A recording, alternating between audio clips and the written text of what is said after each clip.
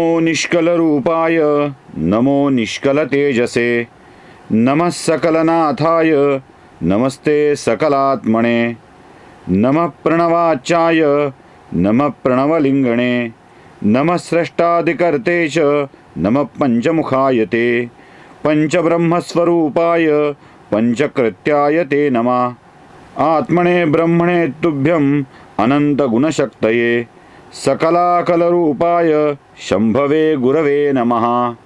नमस्कार. प्रभू शिवाच्या पूजनासाठी सगळं जग असुसलेलं असतं. आता तर या पुढच्या कथेमध्ये शिवांच्या पूजनासाठी कोण आलंय, ती कशी केली आहे आणि भगवान शिव आपल्या अस्तित्वाचं कार्याचं ज्ञान कसं देत आहेत ते बघितलं पाहिजे.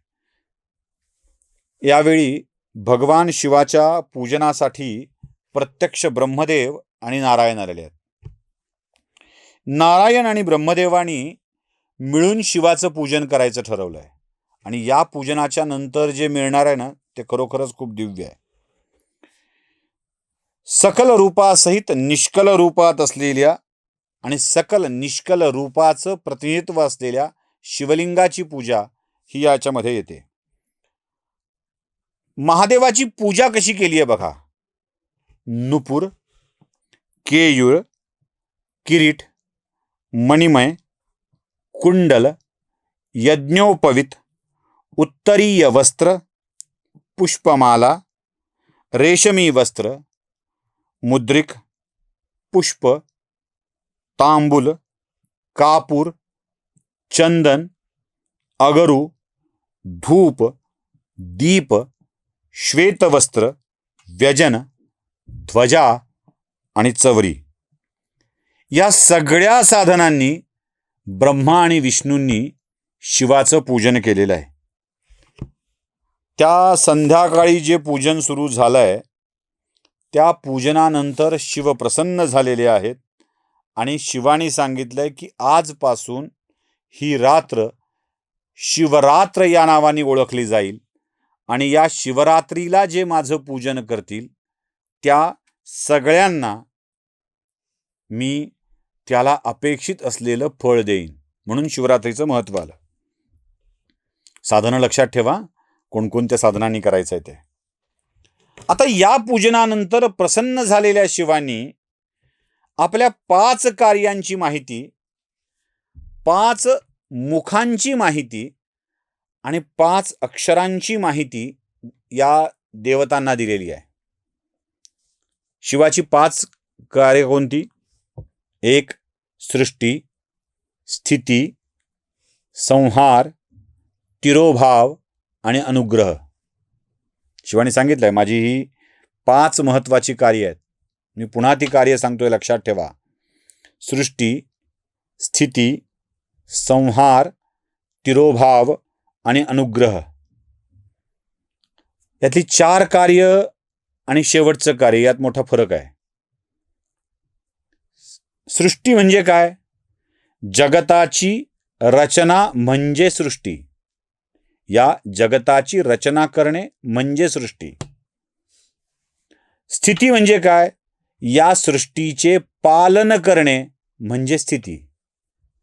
रचना करायची आहे, त्याचं पालन करायचं आहे म्हणजे स्थिती. प्रसंगोत्पात, याचा विनाश घडवून आणायचा आहे, तो झाला संहार. इथपर्यंत सोपं आहे.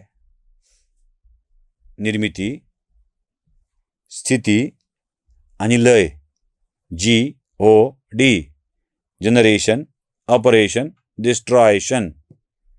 हे आम्हाला इथपर्यंत तर कळलंय. इथपर्यंत ठीक आहे. हे तिरोभाव काय आहे?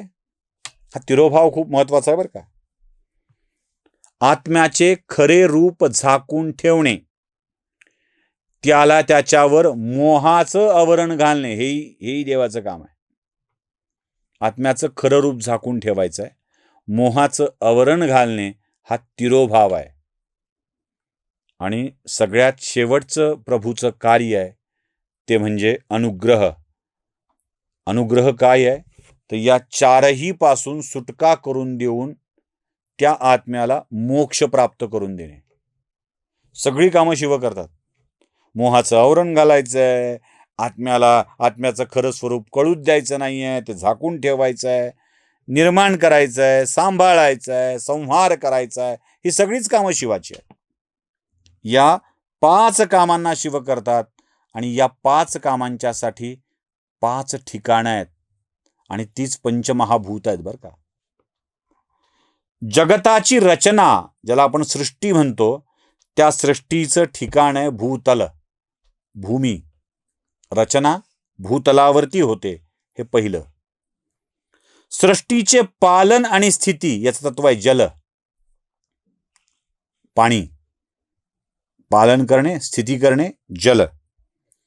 विनाश, संहार याचं तत्व आहे अग्नी. अग्नीच करतो ना सगळा संहार. आत्म्यावर खरे रूप न कळू देता मोहाचं आवरण घालणे याचं तत्व आहे वायू. झालं. आणि पुढे मोक्ष, अनुग्रह याचं तत्व आहे आकाश. पृथ्वी, जल, अग्नी, वायू, आकाश. झाले 5 तत्व. ईश्वराची 5 कार्य आणि 5 तत्व, पंचमहाभूत, म्हणजे महादेव या सर्वांच्या मध्ये व्यापलेले आहेत. आता जरा कथा नसल्यामुळं थोडं अवघड वाटतंय ना समजायला, कुठे काय.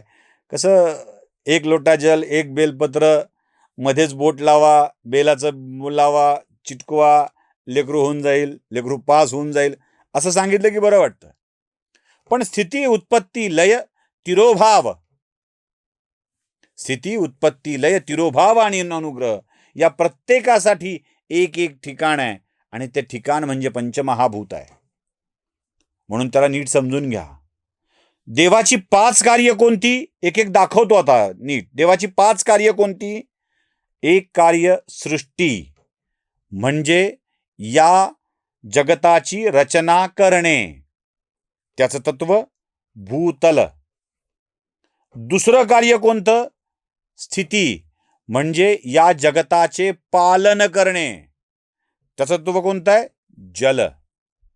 तिसरं संहार, या जगताचा आवश्यक क्षणी विनाश करणे, संपविणे, संहार, त्याचं तत्व आहे अग्नी.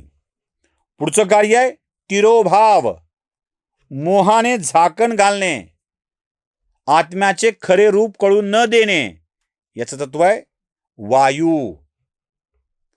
चंचल असतो, फिरत असतो इकडे तिकडे, थांबत नाही एका जागी. ती चंचलता मनाची असते, कळत नाही, आत्म्याचं खरं रूप कळत नाही.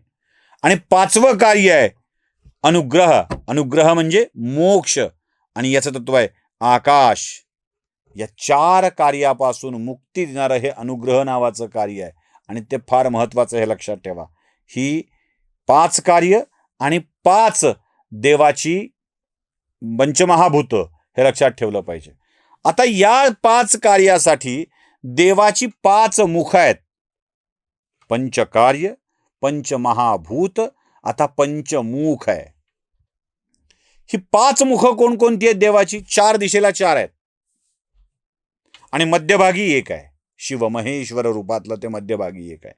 पूर्व, पश्चिम, दक्षिण, उत्तर, 4 दिशेला 4 आणि मध्यभागी 1 शिव महेश्वर रूपात आहे. या प्रत्येक मुखातून एका अक्षराचा जन्म होतोय, एक अक्षर निघत आहे. कोणकोणतं ते दाखवतोय. उत्तर दिशेच्या कडे असलेल्या मुखातून अ नावाचं अक्षर येत आहे. आता हे अक्षर येत आहे म्हणजे चमत्कार विमत्कार नाही, नीट समजून घ्या. उत्तर दिशेच्या मुखातून अ नावाचं अक्षर येत आहे. पश्चिम दिशेच्या मुखातून उ नावाचं अक्षर आहे. दक्षिणेच्या मुखातून म येतो आहे. पूर्वाक्षरातून अनुस्वाराचं पूर्व मुखातून अनुस्वाराचा बिंदू येतो आहे. तर मध्यवर्तीतून नाद उत्पन्न होतो आहे आणि या अ, उ, म बिंदू आणि नाद याचा एकत्रित उच्चार आपल्याला स्पष्टपणे ऐकायला येतो आहे. ओम.